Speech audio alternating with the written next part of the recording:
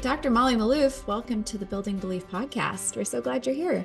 Thank you so much for having me. Yeah, I have been a long admirer of your work when my partner gave me the Spark Factor several months ago. And it was, I think I've told you this, but it was really the first time that I read something that spoke to my unique wiring as a woman and addressed the crisis of energy that I felt like I was in my life. My adrenals were shot, my hormones were out of whack. And frankly, like just my life force felt like it was drained out of me. And everything that I was doing was not integrated, right? Like I had my doctor telling me I needed more electrolytes. I had like psychologists telling me I needed to like look at my inner child, right? So like all these things are like swirling around. And it was the first time when I read Spark Factor that I was like, oh gosh, here's an integrated roadmap for how to actually thrive and unlock my energy as a woman. But I'd love for you to just share with us like where did this like insight for you come from, like from a personal place? And then how did that kind of translate into now what you center on in your career? Sure. Great question. So I basically started my journey of health as a young child. I wanted to become a doctor in fifth grade. I remember going through puberty and being like, I have no idea what's going on in my body. And someday I'm going to figure this out. Someday I am going to figure out what is going on inside my body. Someday I'm going to like know what these hormones are doing. And I became really obsessed with health. Started taking supplements in high school. I definitely didn't sleep enough. I didn't take great care of myself. And I would go through periods of high performance and total burnout, like over and over again throughout my high school years, college. I would collapse on vacation with my parents in college. And then I got to medical school and I was at my wit's end, right? I'm like, I am almost going to quit. I don't know if I can do this. And I went to a psychologist and I'm like, I'm just not thriving. This is super hard and I'm not going to make it. And he's like, you're not depressed. You're not anxious. You're just a stressed out medical student and you're not taking care of yourself. And I'm like, what do you mean I'm not taking care of myself? He's like, come on, look at your lifestyle. All you do is study. You are sedentary all day long. What you're telling me is you don't sleep enough. You barely eat. You're way too skinny. And like, he just like pointed out all these problems. And I was like, oh, so this is my responsibility to get healthy. So I joined a yoga class. I lived in a moldy building. I moved out of the moldy building. I stopped sleeping. I stopped doing all-nighters. I stopped drinking cups of espresso. I started doing like Ashtanga yoga and I started meditating. I started teaching myself like Eastern practices like Qigong and Tai Chi. And really I started spending time with family and friends. And like all these things led to this unlock of this energy. And instead of feeling burned out, I was like thriving. I was getting higher test scores. I was getting better grades. And I was like, have I unlocked some sort of secret? Like, what have I figured out? And I ended up doing way better on my test scores. In fact, I got a 99th percentile on my second board exam, and I had an average on my first board exam. Mm. And so all my students that I worked with in medical school were like, what did you cheat? And I was like, no, I changed my lifestyle. And they're like, what are you talking about? And so I was like, you know what? I need to teach the science of this. And I don't even know what I did and how it worked. So I knew what I did, but I didn't know how it worked, right? I didn't know how fitness and nutrition and connection and sleep, I didn't really understand on a cellular level why these were medicine. And then I was asking myself, why is this not part of my education? So I went to the family medicine department and I said, hey, will you help me create a course and can we get it added to the curriculum, and we're not being taught the things that we need to thrive. And so that started my kind of educational career is like my first foray into curriculum design was in medical school. Wow. And then, so I created this course, Physician Heal Thyself, Evidence-Based Lifestyle. And then I got to residency and everything went downhill again. I Mm. mean, I was so burned out. I was so overextended. I had really felt disconnected. I felt alone. I didn't feel like, I didn't feel prepared at all for the level of trauma that medicine, it just exposes you to. Yeah. And I wasn't eating enough. I wasn't sleeping enough. I wasn't exercising enough. All the bad habits came back.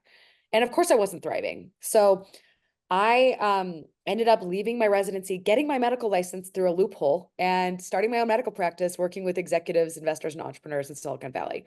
And I did that for a decade. And while I was working with executives, I was building my reputation as a thought leader in digital health, wearable technology, you name it. Like I worked for like 50 companies in a decade. And Wow. I was just trying to figure out how to be how to be a part of the big wave of technology that was shifting healthcare. And I was like, wow, I could see there was going to be like an entire industry that's going to emerge from tech that was going to be about consumers.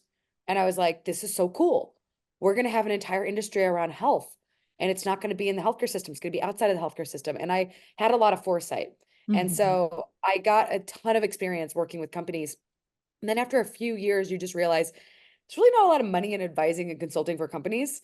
And you're basically giving away your knowledge, which, by the way, I do not regret for even a second, because I got to literally insert my mind into like like so many products. And that has been able to help millions of people, which is really a cool feeling of knowing that like my contribution has like helped change an industry. But I also And many of those products like our listeners use on a daily basis. Like yeah, you really like revolutionized like the future of wellness and healthcare. So it's really crazy. And I'd only just in the last year realized this because people started telling me, and I was like, oh, yeah, I guess I did do that. And yeah. it's like, it's so strange because when you're in it, you don't see it. And then when people start recognizing you, you're like, oh, that's right. I did start using blood sugar monitors in 2014. And I did kind of encourage this trend to like blossom in this world. And Yeah. I did a lot of stuff that was very early. And I was like, I mean, I don't regret, I had like, I had one of the best decades of my life, like in the last decade. But one of the things that really hit me was I went to teach at Stanford. And this is the craziest thing. So, as a doctor who didn't even get into Stanford as an undergrad, as a medical student, or as a resident, to teach in the medical school of Stanford was like the most mind boggling experience because you're just like, I didn't even get in here and I get to teach here. And this is literally a testament to the fact that, like, if you invest in your health, you're literally creating higher capacity. You're literally building capacity and you're literally expressing your human potential Mm. more than you even thought was possible. So, Mhm. like, I did not have the intellect a decade ago to get into a school that I was smart enough to teach in a decade later. This Mhm. is literally, I believe, an evolution of my brain and my nervous system and my capacity to develop my intelligence. And Mm. I completely credit it to the work that I did on my physiology and actually unlocking levels of capacity that I didn't even know I had. And Right. this is what I want to go back to about my medical student career. When I realized that investing in my health was going to create capacity for greater results, I was like, there is something here, but what is the science here? And then I looked under the surface and I started studying physics. And I was like, okay, energy is required to do work. And if I can build greater capacity, energy capacity in my system of my body, then I actually can do more work. And so I started being able to do more work in less time, which what I would do was I would just fill in more work and I would just do more and more things, which Yeah. by the way is a recipe for burnout. And so fortunately, I have not fully burned out in a long time. I did burn out, almost burn out during the pandemic because I was isolated. So Yes. this brings me to my next point, which is when I got disconnected during the pandemic, like physically disconnected from people. I was Yeah. isolated for like 3 months at a time. And I remember noting my nervous system was starting to become dysregulated. I could feel my body and my mind was not working properly. And I was like, something is not right here. And I don't understand. And I was teaching at Stanford and I was looking at this course that I was teaching on relationships. And I was like, what is it about human connection that is so important for longevity? Why is this so tied to our happiness? Mhm. And I really looked into the research and I was like, loneliness is worse for our health than smoking, drinking, sedentary behavior, and obesity. Yeah. And I wasn't drinking, I wasn't smoking, I wasn't sedentary, and I wasn't obese, but my physiology was literally, I mean, I was doing everything right lifestyle-wise except for one thing. I was isolated and Mhm. I was disconnected and it damaged my health and I almost burned out. And I remember my students were also suffering and I was like teaching on Zoom and it was not enough to Mhm. sustain connection. And that's when I was like, okay, there's something important about human connection that I am missing.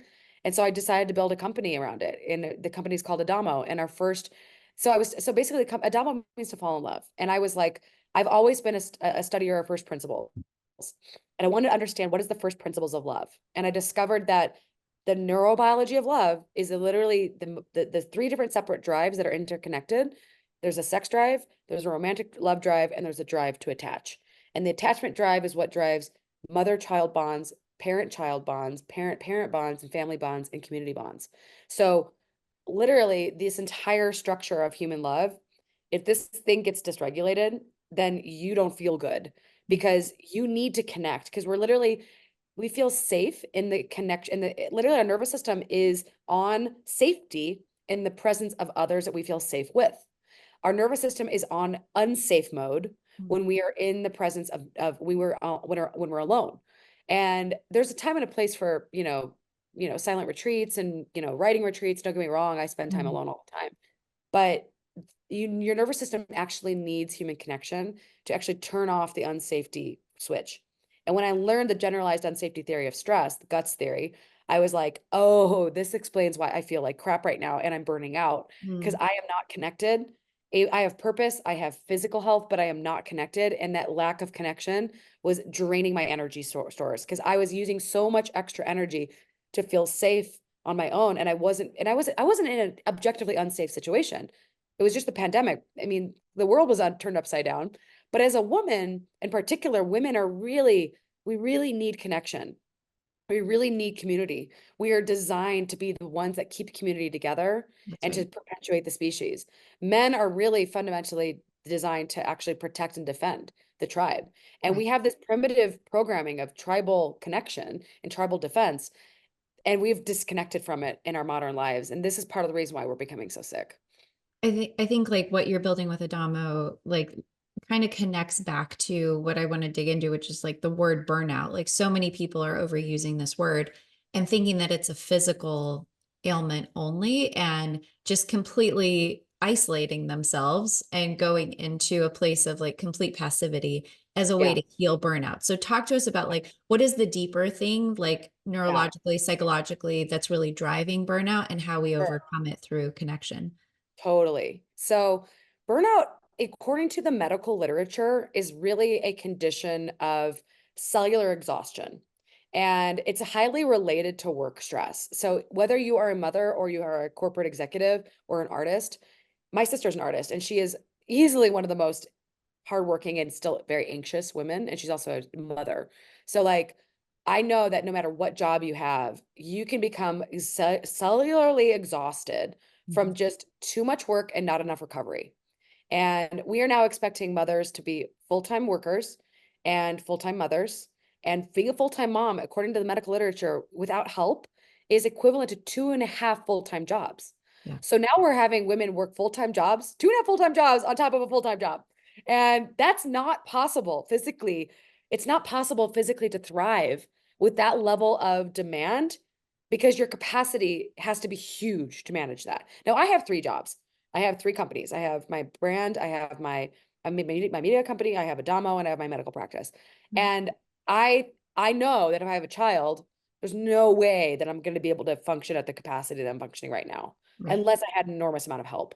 And so I think we as women are not really looking at the fact that our biological design is not made for this level of work stress. And Mhm. so on top of that, when you have children and you have responsibilities, so often, and I am so guilty of this, like I will put my patients above my own well-being. I will literally like my boyfriend has to call me and tell me, "Hey, did you eat today?" And like I'm like, "Yes, I ate today." And like there's like when I'm traveling, I forget to I'll like skip a meal when I'm traveling, because it's like unless I'm on a routine, it's really Mhm. easy for moms and for working women to be like, I just got to do the things I got to do. And Right.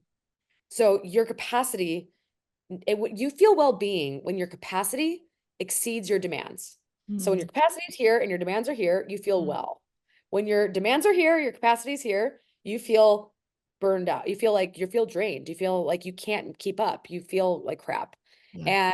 And so the thing is that the way out is there's a few different ways you can deal with this. One is you can create a bigger capacity. So this is where I wouldn't necessarily recommend this during burnout, because if you're burned out, the truth is that what happens to your body is during burnout, your body goes into, and the same thing, by the way, I just want to keep a quick thing here. Burnout and depression are very similar in their physiology. Mhm. One is typically caused by a major social injury, usually like a loss of a job, loss of a child, loss of a parent, like major divorce. Like there's a lot of problems that can cause depression. Mhm. And then burnout is typically caused by overwork and under recovery and just over stress, right? Mhm. But they're both cellular exhaustion. They both are literally cellular dysregulation. And it's natural for the body. and by the way, chronic fatigue is kind of another third thing that comes Mhm. from usually intracellular infections, toxins, but generally speaking, something has actually caused the body to have a massive drop of energy. Mm. And all three of these things are energetic in nature. And I think a lot of people like look at depression and they think it's like separate from the body. It's not.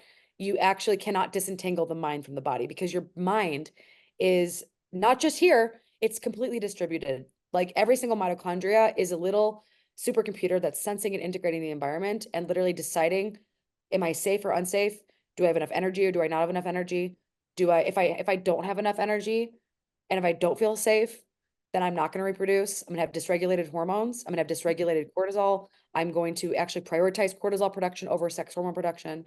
And I'm going to go into the cell danger response, Mm. which is a emergency state that the cells tell the body, you are not safe, you are not well, you need to conserve energy and resources because you have to recover. And Yeah. this is why a lot of people isolate themselves during depression and burnout and chronic fatigue because their bodies are saying, I got to go into energy saving mode. It's like when your computer goes in energy saving mode, things slow down, right? So it's taken me a decade to kind of understand how to fit this all together. Right. But the things that fix burnout are actually pretty simple and surprisingly doable, but we don't get taught this in medical school. And so no one learns about this. So I, the first thing I do is like, I like to just get a bunch of labs. I want to see, does this person have really low cortisol? Do they need adrenal glandulars? Do they need a little bit of hydrocortisone to just reestablish that cortisol rhythm?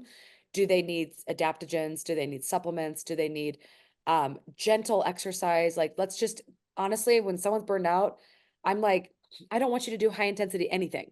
I want you to do yoga. I want you to do gentle exercise. I want you to walk every day, twice Mm. a day. I want you to get into the nature. I want you to ground your feet. I want you to connect with light.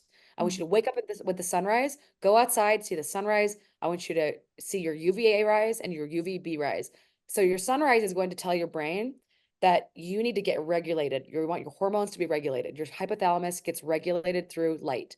And then I want you to see the UVA rise because that's going to help regulate your dopamine, serotonin, norepinephrine. That Mm. light will literally help your brain convert your precursor to amino acids into these hormones, which you need these hormones to feel good. And Mhm. then UVB rise is going to give you that nitric oxide from the sunlight on your skin and the UV and the vitamin D that you need to produce the ability to have healthy bones, healthy heart, healthy brain, healthy immune system, which gets Mhm. dysregulated during burnout. And then sunset is really key because that tells your body, okay, it's time to wind down. And then you turn off all the blue lights in the evening. I even turn off my Wi-Fi at night and you get rest and you sleep as much as you need. And actually, women are now needing more sleep than men. So, like, I got what felt like 10 hours last night. It was actually only 8.5 hours. I was in bed for about 9 hours. Women need probably more, not just like 7 to 8 hours, more like 8 to 9 hours a night. Yeah. So, I just tell someone who's burned out, I want you to sleep and I want you to recover, but I want you to walk Yeah. morning and evening. I want you to get 2 30-minute walks in. I want you to get at least 10,000 steps because Yeah. at the very minimum, you have to move your body enough because if you don't move your body, then your cells don't get the signal to make more energy. And Mhm. then when your body starts to start, you will be so surprised at just getting your light regulated. And then also, really, really importantly, your food schedule. You have to eat on a consistent meal timing schedule during burnout. This is why I need to write an entirely separate book because my book on the spark factor was about fixing metabolic health and insulin resistance, but I have an entirely different like method of fixing burnout, which I need to write. I honestly just might write this book and like put it on Amazon just to get people to realize, We can't wait. We're going to be your you know, first customers. because like I feel like I feel like right when I finished my book, I was like, I forgot to write about the thing that people suffer from the most, which is burnout. Right. And because the book is really about insulin resistance. And honestly, 88% of the country is metabolically unhealthy. Yeah. But when you're dealing with metabolic dysfunction and you're generally healthy, generally normal energy, generally unstressed, fasting, intermittent fasting, metabolic flexibility training, HIIT training, weight training, sauna, cold plunge, all these things, all these hormetic stressors will make you stronger. Yeah. That's if you were at a baseline in a normal place. But if Right. you're completely and totally energetically drained, you actually need to be very careful about how you use these hormetic stressors, and you don't want to use too many at a time. And I did emphasize this in the book, Yeah. but I want you to focus. I mean, I want people to focus on like light timing and meal timing, which means I don't want you to skip meals at all. I don't want any fasting. I don't want a lot of ketosis during someone like a little bit. You can be low carb, but I wouldn't recommend significant like periods of ketosis during burnout Right. because what you really need to do is get consistent cellular messages that you are safe, and food and carbs tell you you're safe. So that means no skipping meals, wear a blood sugar monitor, and you watch your blood sugar and you make sure you do not drop.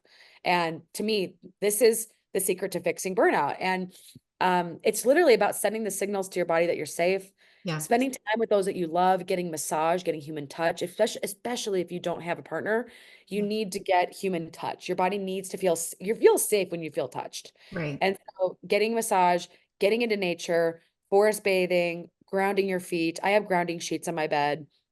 All those things will actually really add to the recovery. And, sometimes it means looking at your jobs and saying, okay, do I really want to be doing this? What can I do differently about my lifestyle?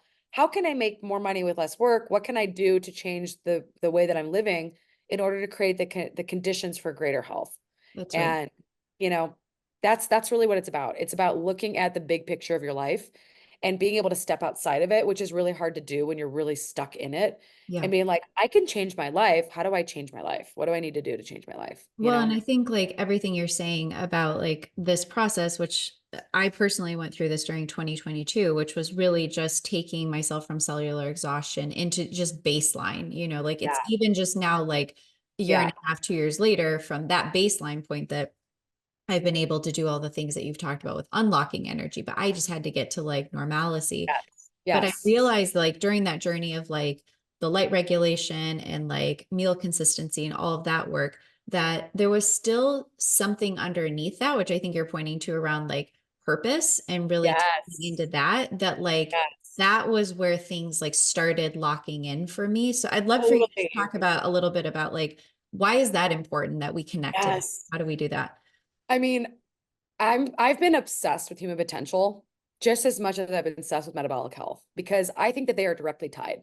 So if you think about physics, right? Like anyone out there who's taken physics, like this might be going over people's heads, but you have a electromagnetic body and you have a certain amount of energy capacity and energy potential. And every time you produce energy in the body, you're both producing capacitance, which I call energy capacity, the ability to deploy charge, and then also potential. You're creating a battery. And so we're these walking batteries of electrical potential. And when you are really, really tired and metabolically burned out, you just feel like, what am I doing here? What can I do with my life? How do I do this? Like, what am I supposed to do? And when you get lit up and you jump out of bed in the morning and you're like, oh my God, I really want to do this thing, it's like I think this purpose piece explains why people like Warren Buffett and Trump, who look terrible metabolically, they ate garbage at McDonald's, and yet they are thriving. And I've always asked myself, why are these people even walking? How are they doing this? Like, what is the thing that they have different? And I think the thing that's what people forget about is that these men are obsessed with their jobs. They are obsessed with their purpose. They love what they do. They jump Yeah, out of bed every morning and they're excited about what they do.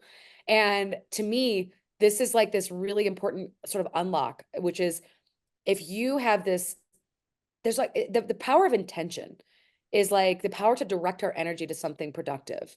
And intention is like something that transforms health, it transforms relationships, it transforms spirituality. Intention is like the direction of your energy flow. mhm, And when you have like a deep sense of purpose and connection to something greater than yourself, it's almost like you are tapped in to source directly. Like I don't have an any, but I'm like really like searching for a theory of everything to take the physics and the spirituality and like make a baby. But I know that we as humans thrive when we're connected to community and connected to purpose. And it's almost like connecting to community is kind of connecting to those that are in our vicinity, right? Our immediate vicinity. yeah, And then connecting to source is like connecting to something much greater than ourselves that's outside of that's like beyond ourselves, right? And when you get connected to, I mean, whether you're spiritual, whether you're agnostic, whether you're atheist, I think everyone can agree that when you have a sense of purpose, it makes life worth living. that's It right. makes because you have something to look forward to. You have something to contribute. It's That's not just about you in your ego identity. It's about this. I really love this work on self-actualization. There's a bunch of papers on quality of life theory Hmm. that were made by these Scandinavian researchers.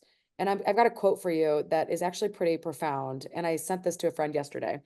And this is from the paper Quality of Life Philosophy for the Brain and Consciousness. And Mm. it's people who know their hidden potentials and dig into them without hesitation or second thoughts will always blossom. They will soon be transformed into original beings, colorful, intelligent, troublesome, creative, lovely, and often annoying like hell. These people will normally get everything they want. If they are sick, they will get healed. If they are artists, they will get fame. If they are scientists, they will get a unique understanding of their field of research. Eventually, as their personal growth continues, they might be recognized as the geniuses of the world. And I love this quote because basically it tells us that there's something about moving beyond our ego and moving towards our purpose Yeah. that revitalizes us, that actually, really just enlivens our life. And there's another quote from the paper, and it says, how do you revitalize your whole existence? How do you regain youth, life, energy, and joyfulness? The reason that so few people these days have any success with this project is that it's paradoxical. The fight is the fight of not fighting. The fight is the fight to let go. The fight is a fight to bring all the futile efforts and worries to an end and be relaxed, present, natural, easygoing, focused on good things, and balanced. I mean, this is literally what life's about. And yet we are so disconnected from this concept, right? Like, Right. because we watch the news every day and and like everyone's trying to one up everyone with money, fame, power, success, influence. And it's like the things that really make you successful are like having meaningful work, meaningful impact, meaningful relationships, and a healthy Mhm. body. Like that to me is success. Like it's so much more than your bank account. I mean, let's talk about the connecting to others piece, because I think like that's what you're working on right now. It's a Yeah, right, like once we connect to ourselves, once we've like really tapped into the wholeness within ourselves physiologically, emotionally, yeah, spiritually, then like how do we then connect to others in a way that not only invests in their well-being, but like that reciprocally invests in us as well? totally. Well, so I spent like 3 years studying love, and I was like, oh my God, I could literally spend decades on this problem space because there's so much to be done here because Yeah. we're so disconnected. And so first I studied, loneliness and connection. And I was like, boy, this is going to be a hard space to build products around because, like technology is supposed to connect us, but somehow it's disconnecting us, right? Yeah. And so I started with, I kind of was like, so I was looking at the human connection space, and I was like, well, there's the sex drive, there's a romantic love drive, and there's a drive to attach. Mhm. And I said, I think I want to work on the sex and love piece right now because I see a lot of problems. I mean, 60% of marriages are ending in divorce, 20% of marriages are sexless, 40% of women have sexual dysfunction, 30% of men. And in terms of like satisfaction with emotional or physical pleasure in relationships is not high either. It's actually similar rates to sexual dysfunction. So I'm looking at this and I'm like, why is this? Why is it that I meet so few couples that are truly flourishing in their relationship? Like what is really missing? Yeah. And I started studying human love. And I was like, what if, like, where's the innovation in sexuality? Where's the innovation in this space? And I started studying Masters and Johnson and Kinsey because they were studying sex before me. And look, I am not a sex therapist yet. I'm thinking of getting certified, but I brought in these two world-class sex therapists, Aaron, Michael, and Saida Desolé. And I basically hired them and said, look, I've got this company. I want to create a protocol for love, and I want it to address sexual dysfunction. I want it to improve sexual satisfaction, and I want it to improve relationship quality. And specifically, I want it to improve human love, which is measured by passion, intimacy, and commitment. And what we discovered in our method was that, and by the way, this was an 8-week program. We did 100 couples. We had only Q&A sessions where people were able to submit their questions to the therapist. This was not group therapy. This was just Q&A, which we've saved, and we've included all the Q&A into every lesson. And we found that we actually improved sexual satisfaction way above any other method that exists today. We improved sexual dysfunction above all the drugs that exist today and the sex therapies that exist. We improved sexual communication, sexual frequency, sexual duration, and passion and intimacy, which, by the way, is actually a way of passion and intimacy are markers of romantic love. in terms of the triangular theory of love theory. So we literally improved romance. And that's kind of Amazing. surprising. And, Amazing. you know, I mean, I think if most people were like, if I would love is 11% improvement in my romantic love with my partner. Totally. To me, like if somebody can improve sexual satisfaction above 30% and romantic love above 10%, like that's pretty surprising. Yeah. And I'm just like, I actually was kind of like, I was not expecting our results to be this good. I was kind of like, there's no way. There's no way we're going to get any results. And I was like, we just literally were launching this program, just testing it. We're just going to Yeah. test it. Right. And I was like, oh my God, we haven't even perfected this thing yet. And it's this effective. And this is a testament to Aaron and Saida, by the way. I am not the brainchild. I am the sort of visionary of the system Yeah. where we collect the data, we implement the method, and we analyze the results. Like that's what the Adamo method is. But the Right. actual protocol design was Aaron and Saida. If someone's hearing this today and they're feeling all these things, right? Like disconnection from love and intimacy in their Yeah. partnership or outside of partnership, they're feeling lack of purpose, they're feeling burned out. Where do they start? Like what's the like one simple thing that we can give people like begin here? Well, this is going to sound really cliche, but the real beginning of all of this to me is the ability to sit Mm, quietly still and actually connect to your higher self. So this is the hardest work in the world, is to do nothing and to yeah. actually get really quiet, because the answers are actually all inside of you, but you can't hear them and you can't even connect to them until you're quiet and calm. And so I actually think that like it sounds so cliche, but meditation is Mhm. fundamental to well-being and fundamental to the ability to hear what your inner child, inner self, highest self wants from you in your life. Yeah. And I got into Sadhguru's work, and I started with this course that he has called Inner Engineering. And I literally tell everyone about this course because it's so simple. Mm, It's literally one of the simplest things in the world. It's based on a few different premises that you learn, and you do this thing called Shambhavi, and it's like this thing called Shambhavi Mahamudra, which is basically this practice of connecting to the source of creation within you. mm, And I kind of wish that somebody would have told me about this path like a decade ago, but yeah. Sadhguru has really, he's really built a huge empire of like volunteers. He's got 19 million volunteers all around the world. Wow. And I'm not a guru follower, and I'm certainly not a guru worshiper. But when I find something that works so well, that helps me connect to who I am and get out of my head and get into a connection to something greater than me, I'm telling you, the path I saw Guru's work, like it has been life-changing. Mm. And I would never have even approached it if I didn't have a partner. I dated a guy that was obsessed with him, and he was like really pushing me to do all of his stuff. And I was like, whatever, it's guru stuff. And I was pretty surprised that it could bring me such a high level of well-being in such a short Yes. period of time.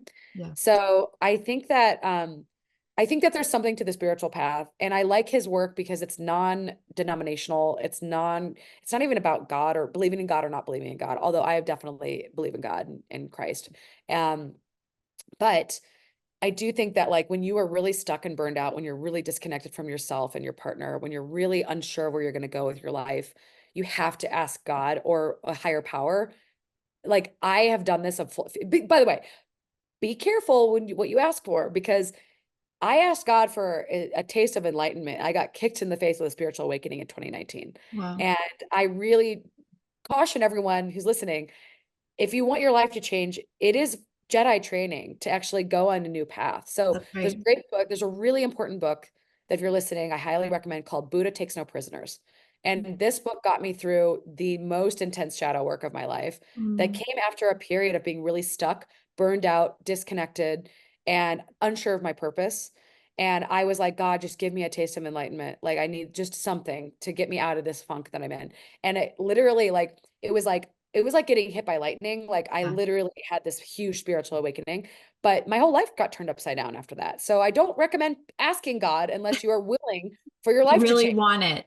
Unless you really, really want it, and also you're Yeah. willing to go. And the thing that people don't understand is that the hero's journey is not about fun and games and sunshine and rainbows.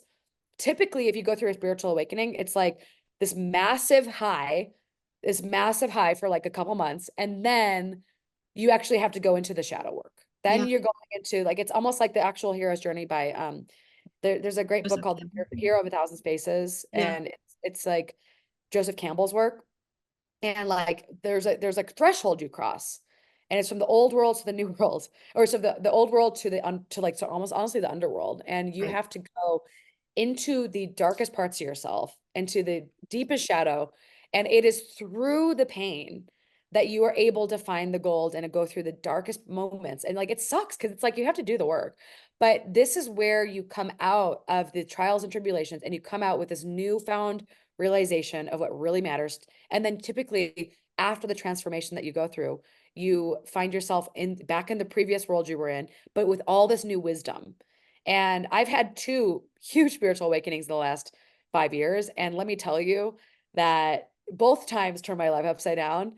And both times actually coincided with huge breakups.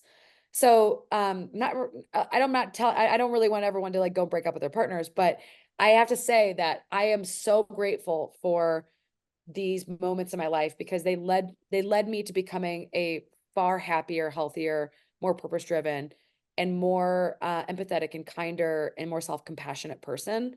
But I did not know that I was going into Jedi training. And as a woman, like, we don't always see ourselves as kind of like warriors or Jedis, but if you watch Star Wars, like it's very masculine, and then there's like Princess Leia. Well, the work of spirituality is not about feeling happy. It's not about feeling total well-being every moment. It's actually about getting through the darkness in order to actually then find yourself at a higher level of consciousness. And I saw this great Instagram at one point that was like, the whole process of like raising your consciousness is not linear. It's actually you're going to go up and then you're going to go down and then you're going to go up and then you're going to go down, but it's like it actually is it is in the direction of higher consciousness, but Mhm. it's not without this ups and downs, right? That's So you're right. going to be like this. And the whole if anyone out there is listening and is interested in spirituality, but maybe is not interested in like religiosity, um, the work by David Hawkins is really Mhm. powerful. The book Letting Go was Yeah. hugely helpful for me because as someone who never really knew how to feel her feelings, you have to learn to feel in order to release things that are painful. You can't resist that because if you resist pain, then you have a blockage of energy flow. So a big piece of what I do now is I work with a somatic therapist and I actually learn to feel how I feel so I can create a larger zone of tolerance Yeah. so that I can get to a place of more well-being. So that's really powerful. I highly recommend somatic experiencing and internal family systems work, attachment work. And then I also recommend the book Power versus Force because I didn't realize there was a Good. scale of consciousness. And I've dealt with some pretty annoying conflicts in the last 6 months. And I could literally feel when I was interacting with people that were very low energy states, very, challenging people, I felt myself dropping down and then like, oh no, I don't want to be there. And then you have to like work your way back up. And so who you surround yourself with, the people that you put in your life, the people that are you let into your community, be so discerning. Be Yeah. so discerning of who you let into your life because I have just cut out all the toxicity. Like anybody who brings me to a place of feeling my nervous system becoming dysregulated in a heavy way, it's like, nope, I don't have time for that anymore. I don't. Like I have time for people who build me up and make me feel safe and give me a sense of well-being and support me emotionally and I can give something too, but it has to be a strong, healthy give and take. And ideally you want to surround yourself with people that inspire you to become a better person and that don't pull you down into lower states. People who complain a lot, people who are angry a lot, people who are negative a lot. You don't need to be around that.